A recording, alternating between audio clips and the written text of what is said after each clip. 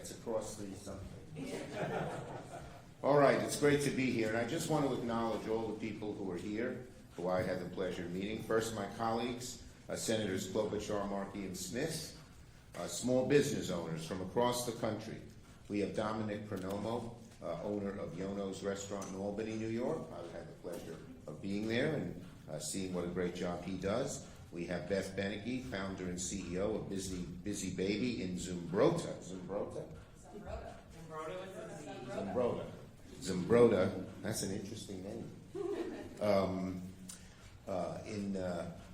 We have Amy Leinbach, the owner of Big B and Little B in Cedar Park, Texas. We have TJ Samanchian, CEO and owner of Wonder State Coffee in Madison, Wisconsin. We have Andrea Deutsch, owner of Spots the Place for Paws in Pennsylvania. That's P-A-W-S. So they don't think you're resting, you know, pause. Joanna Hellriegel from Washington, D.C. We have Ivy Mix from, Joanna's restaurant is or business is called Ama. Did I say it right? She may not be here, so no one will correct me. We have Ivy Mix, Leanda. It's a business in New York City. We have Vicki Lee Parker High, North Carolina Sustainable Business Council. We have Holliswell Silverman, the Eastern Point Collective. And we have Richard Trent of the Main Street Alliance. He's the executive director. So we have a lot of small businesses represented here. And you know why? Because they're hurting. As all the folks behind me know all too well, President Trump's trade war is economic arson on our main streets. President Trump's trade war is economic arson on Main Street, and these folks are getting scorched. Trump's tariff tax is jacking up prices, smashing supply chains, forcing small shops to raise costs, lay off people, or worse yet, close their doors altogether. While Trump has been busy helping the billionaires, Main Street pays the price. While Trump has let mega corporations, CEOs, and his donors have his ear on exemptions when they want relief from tariffs, small business owners have been left out to dry. You're a big business, you can knock on the White House door and say, I need an exemption, I need this, and Trump goes along. These people don't have that access to the White House, and Trump doesn't even seem to care. So, today Senate Democrats are showing America the faces, businesses, and communities impacted by Trump's devastating trade war. He's had a bad tax war too. Today, Senator Markey will announce legislation that I'm proud to co-sponsor to exempt small businesses from the president's destructive tariffs. Protecting small businesses shouldn't be a partisan issue. It's a national priority. And let's not forget, the 35 million small businesses in America employ 59 million people. That's about half the private sector jobs in the country are in businesses like those depicted here. Small businesses play a significant role. They're even more needed in rural communities. And there, they account for about 54% of rural workers. They're the backbone of our economy, yet right now they're bending over backwards to make ends meet, to not charge their customers more, to not lay off employees. That's the dilemma they're all faced with. 72% of small businesses say erratic tariff policies create, quote, a whiplash effect, disrupting planning and long-term decisions. In that way, small businesses and big businesses are alike. They can't plan unless they have certainty. They can't make that order that will come in 3 months from now if they think the price is going to go way up.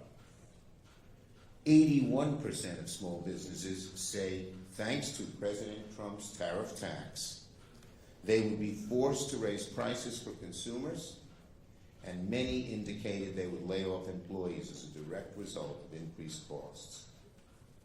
I've visited many small businesses from one end of the state to the other, and you should see the anguish on the faces of these small business people.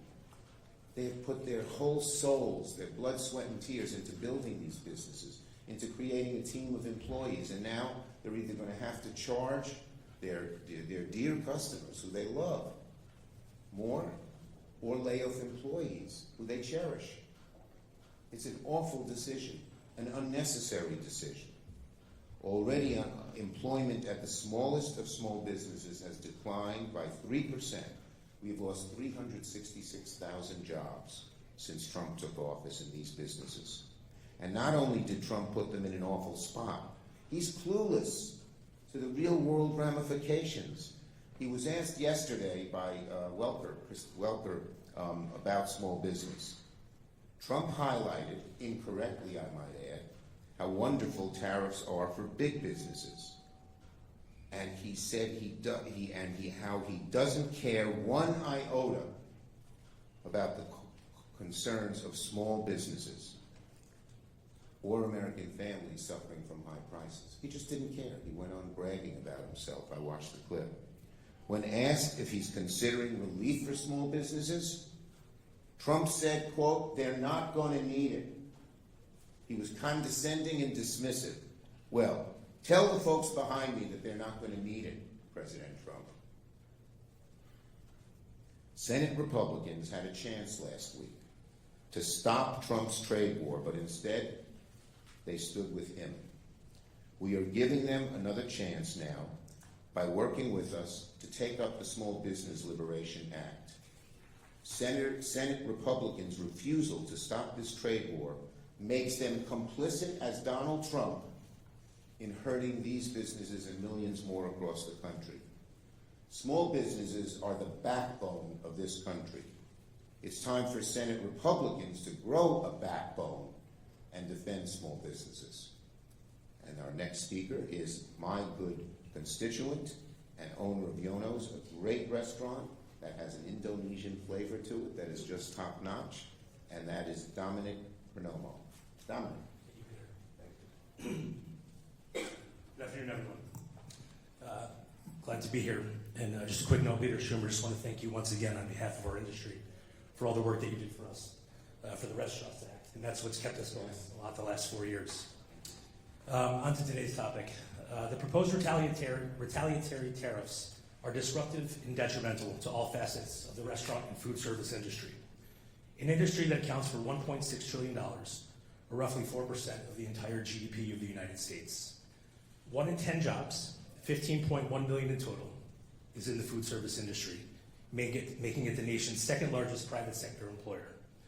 Yet the proposed retaliatory tariffs on imports from key trading partners like Canada, Mexico, and China threaten to destabilize the vital sector, which has struggled to regain its footing since the COVID-19 pandemic. These tariffs will make it harder and more expensive to source the high-quality ingredients and goods our guests have cherished for nearly 4 decades, driving up costs to the tune of $12.1 billion and disrupting supply chains worldwide. The restaurant industry is uniquely vulnerable to supply chain disruptions due to our resilience on perishable products, some costing hundreds of dollars per pound. Ingredients like fresh produce, seafood, specialty items must be turned around in as little as 48 to 72 hours to meet the stringent health code standards and deliver the quality our guests expect. Uninterrupted flow through our ports is essential to ensure freshness and safety. The proposed 25% tariffs on imports from key trading partners like Canada and Mexico will slow this critical supply chain, risking $2 billion in spoiled goods. At a time when 13% of the United States population is food insecure, that is unconscionable. For an industry already battered by post-COVID challenges, these unnecessary tariffs would be catastrophic, driving up costs and endangering the 15.1 million jobs we support. We urge the administration to exempt food and beverage products from tariffs to safeguard our nation's food supply, protect consumers, and prevent devastating economic losses. The restaurant industry has endured relentless challenges over the past 5 years: supply chain breakdowns, labor shortages, and soaring inflation. Tariffs could deliver a devastating blow, potentially forcing closures and jeopardizing millions of jobs. Unlike other sectors, the food industry maintains a near-balanced trade profile, with a minimal trade deficit or surplus, depending on the year. Targeting food and beverage imports is a misstep that punishes an industry already on the ropes. Restaurants are more than just commerce. They are the heart and soul of any community. They're a place for us to gather, to share, to communicate, and to engage. We are the last light left on Main Street. They are often the first step of young people looking to join the workforce. Restaurants are the largest employers of marginalized people, of single mothers, of immigrants. It offers the largest access to second chance employment, for those looking to rebuild their lives after being rehabilitated during incarceration. And it offers wonderful employment for military veterans assimilating back to the workforce after calling to protect our nation. We urge the administration to accept the food and beverage products from these tariffs. Doing so will stabilize costs, preserve access to essential ingredients like Mexican produce and Canadian meat, and protect the livelihoods of 15.1 million American workers.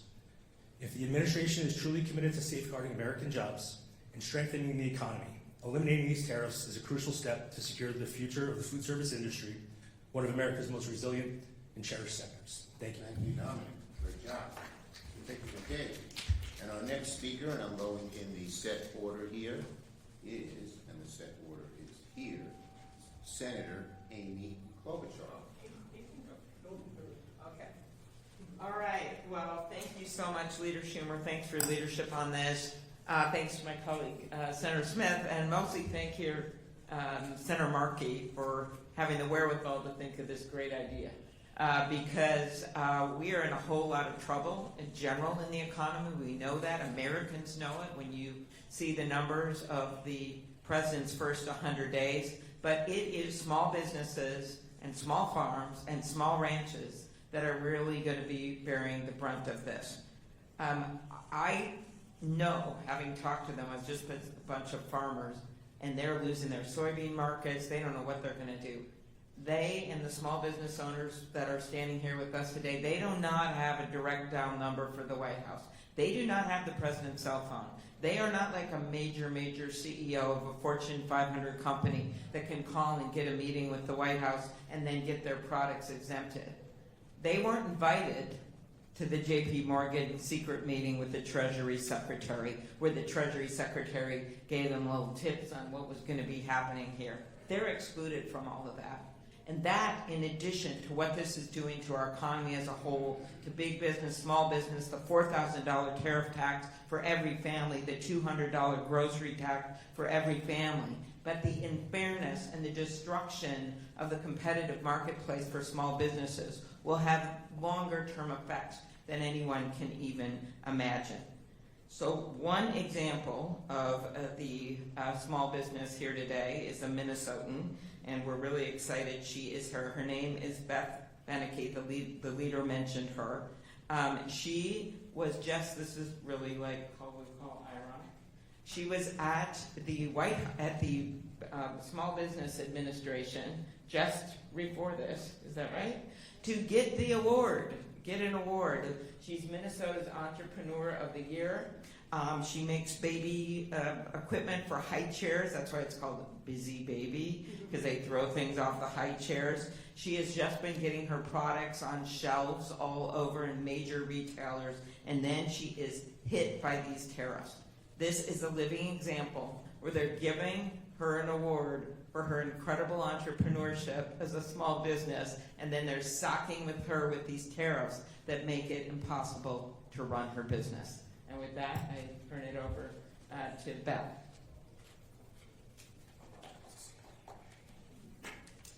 All right, I am Beth Beneke. I am a 10-year Army veteran, active duty, served in Bosnia, Iraq, Kuwait, Kosovo. I had my son Christian 8 years ago, and I had an idea for a baby product. And I made a prototype for myself and one for my friend, and she said, "Oh my gosh, this thing is so useful, you should make it for real." Thought, how would I do that? And I found a product developer who helped me come up with the design, who helped me find a manufacturer. And because this was a product that never existed before, no U.S. manufacturer was willing to take the risk on making it. They need to make hundreds of thousands of units, not 2,000 units. So I started my manufacturing in China, and I have been having wonderful quality, wonderful relationships with my factories in China for 8 years. When I got into Walmart shelves and only had 4 months to get my product ready into the U.S. and on those shelves, they made it happen. They are wonderful partners to me, and I currently have 3 months worth of inventory sitting at my factory that I cannot bring to the U.S. I have maybe 2 months worth left in my warehouse in Minnesota, and when that's gone, I have no more revenue. I cannot pay my employees, I cannot pay my bills, I cannot pay the loans which I have leveraged my house against. So we could lose our house. I do not have the $230,000 that were just immediately dropped in front of me to get my products into the US. So I am asking, begging, for support from both sides of both parties to support our small businesses and get rid of these tariffs on US-owned small businesses. It doesn't just affect me. When I go out of business, it affects all of those contractors that I pay to help me with my business, all those American-owned businesses, my trucking company that brings me my container, the bookkeeper, accountants, and marketing teams that work with me. They now don't get to have the revenue they're getting from me, and I'm just one business that's at risk of going out of business.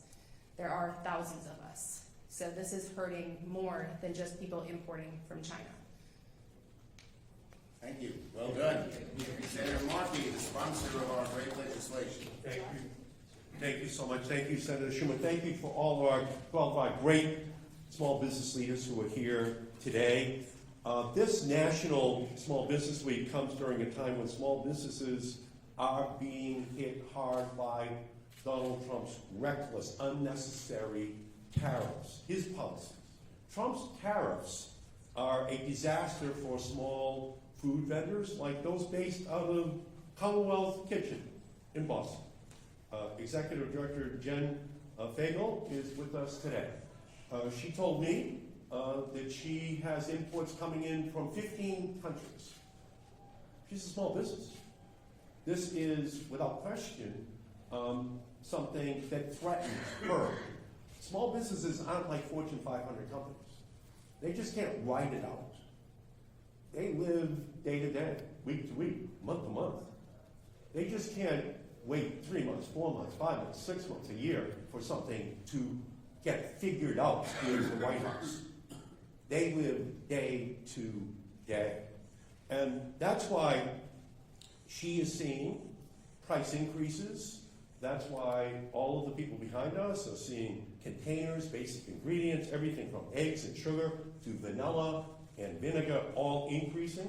And even with the 90-day pause, small businesses can't afford this cloud over their head, or the remaining reckless Trump tariffs could return in a nanosecond. And that's why, with Senator Schumer, I'm introducing the Small Business Liberation Act with Senator Hirono to provide an exemption for small businesses in our country from Trump's Liberation Day. Because it is not Liberation Day, it's Obliteration Day for small businesses. It will be a massive economic liquidation day for small businesses. We have 7 million people in Massachusetts, and we have 734,000 small businesses. And the same percentage exists for every single state in our country. They are Main Street. These aren't the firms listed on the NASDAQ or the S&P 500, but they are the lifeblood of our economy. 97% of all businesses that trade internationally are small businesses. And they represent 30% of all trade for our country. And that's who these people are behind us today. Those are the people who can't afford to run the risk that Trump does not know what he's doing, because they are the ones who are going to become the economic roadkill for this economic experiment which he is running. So he's shown his willingness to give relief to CEOs of the big tech giants and grant them an exemption. Apple gets an exemption, but how about people who need apples for their businesses? Do they get a relief?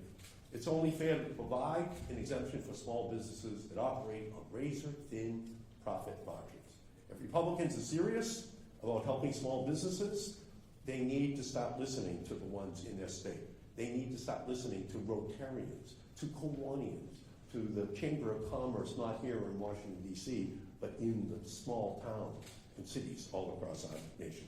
So I thank you, Leader Schumer, for hosting this important event, for uplifting the stories of small businesses being harmed, and working for us to introduce this legislation, which will give relief to all of the small businesses in our country to Trump's economic experiment. Thank you.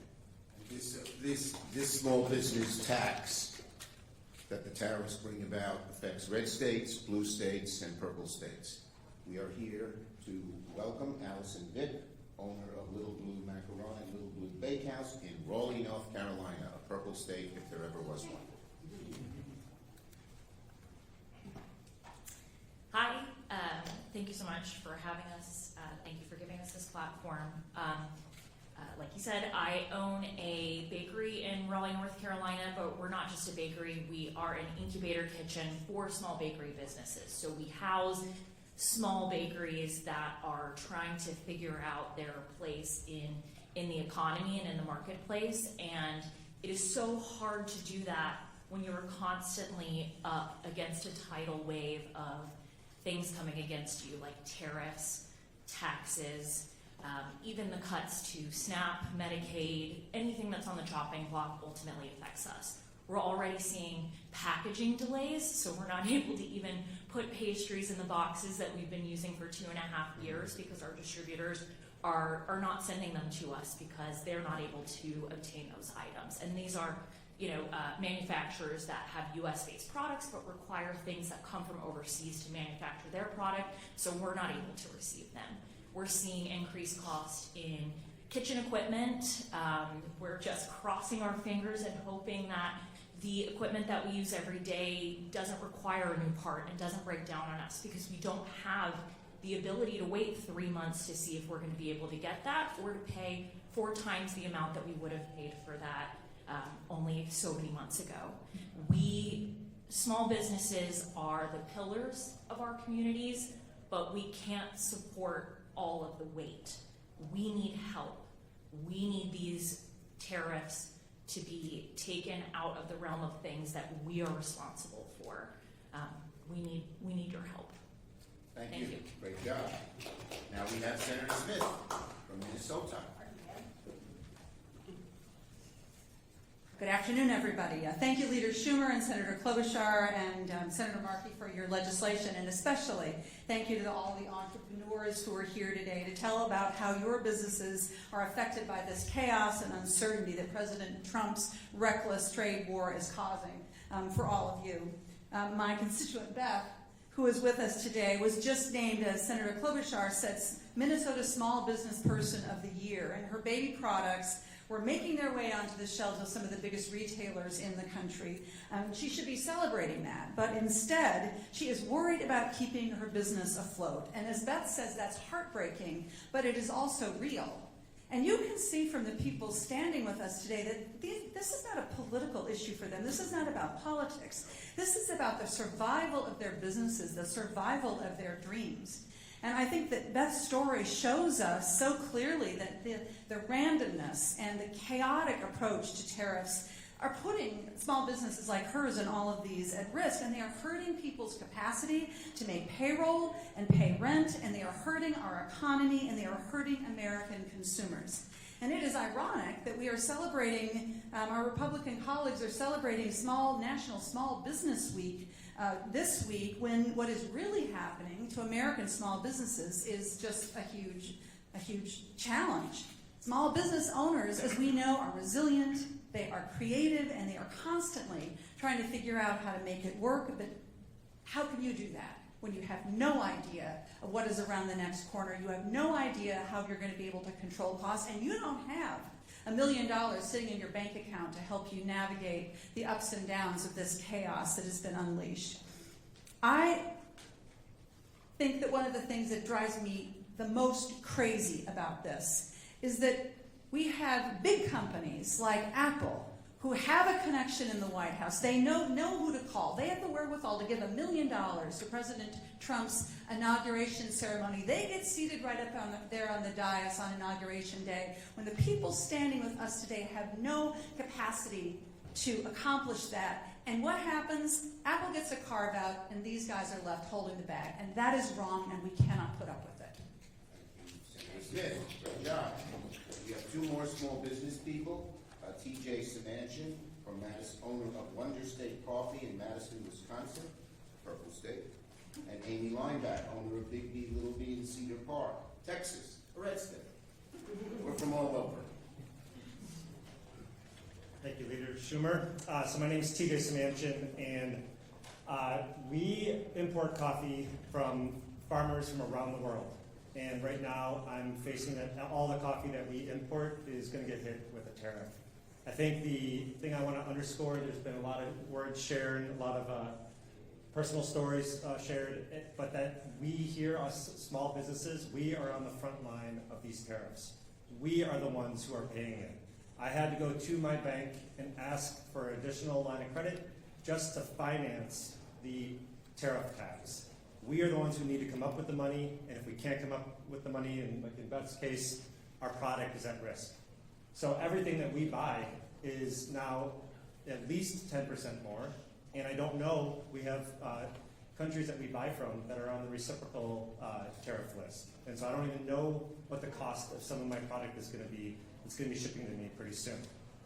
And so I got into coffee because of relationships with farmers I have in Latin America and Africa, that our supply chains are very personal to us. There are real people on the other end of the supply chain. These are relationships I've developed over 2 decades in the coffee industry. These are complex supply chains, and we are at risk of disrupting that, and these are things we can't just change overnight. I think anyone who knows about business, about importing, international trade, any of that would know this. But these are the simple rules of business that they are depending on relationships that take months and years to develop. And we are at risk of losing those relationships. So I also want to just share with my colleagues up here and asking for support for small businesses. Thank you. Thank you very much. Last but not least, Amy. Oh, let me just say your business. Owner of Big D, Little B in Cedar Park, Texas. Hi, my name is Amy Leinbach. I own Big B Little B along with my daughter Marlo, who's here with us today. We invent planet-friendly products that make daily routines easy for families. We manufacture all of our products in China, including hers.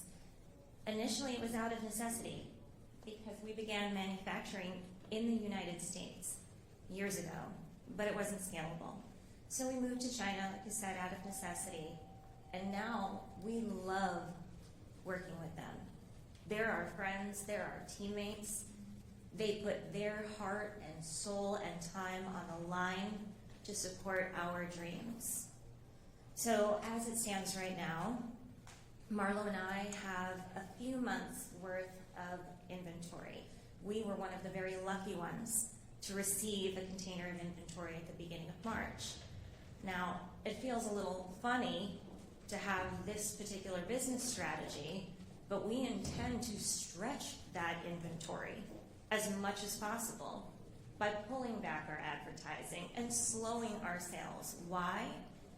Because it's important for us to stay visible as long as possible so we can just stay relevant in the market. But then what? We have no orders in production right now. So when we stretch that inventory to the end of Q3, at the very latest, we run out of inventory, we lose sales, we have zero cash flow, and I don't think I need to explain what happens to a small business when you have no cash flow. And I refuse to think of where our business might be at the end of this year. We need help from both sides. We are begging you. We need this help immediately, and we truly appreciate what you're doing for us. We need more help, and we need it now. Thank you. Thank you. Thank you for these great testimonies. It's clear are 3 things, many things, but 3 things. Number 1, these people struggle in their businesses. My dad was a small businessman. I know how small business people struggle. 2, they love their businesses. 3, they hate the tariffs. And they want both sides of the aisle to come together and get rid of them for small business. Questions on this subject? Yes, ma'am.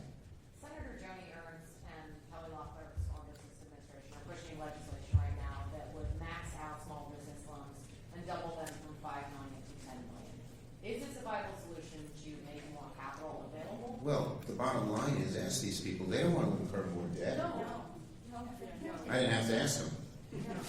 It just, that's more debt. One of the things small business people struggle with is the debt they have to repay. They don't need more. Tell Senator Ernst to support our bill. That's what they want. Yes. Is it an option to use Senate procedural rules to make this a privileged resolution to bring to the floor? Well, we explore every way we can look to get legislation to the floor, and we will explore this one too. Yes. Senator Markey, do you have, what have you been hearing from your Republican colleagues and counterparts on this bill here? Well, again, we have SBIR, we have STTR. They're great programs.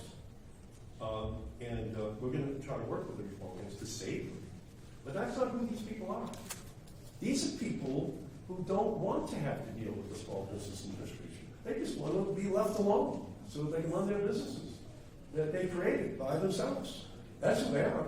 That's who most small businesses are in our country. So what we're hoping from the Republicans is that they'll listen to small businesses who, if they needed it, they would go to the SBA. But that's not what they're asking for. All they're saying is exempt us from the tariffs and we'll go back to work for the country. We'll employ people.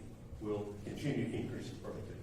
So we're not hearing that from the Republicans. So even the proposal that you just heard isn't relevant to their lives. Okay? They just want to be left alone on Main Street, USA, all across the country. And I'll say one thing.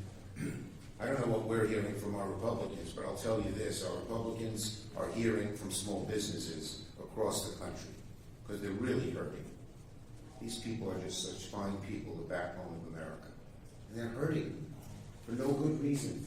We have to help them. Thank you, everybody. These tariffs have already cost small businesses like these $26 billion since this Liberation Day started.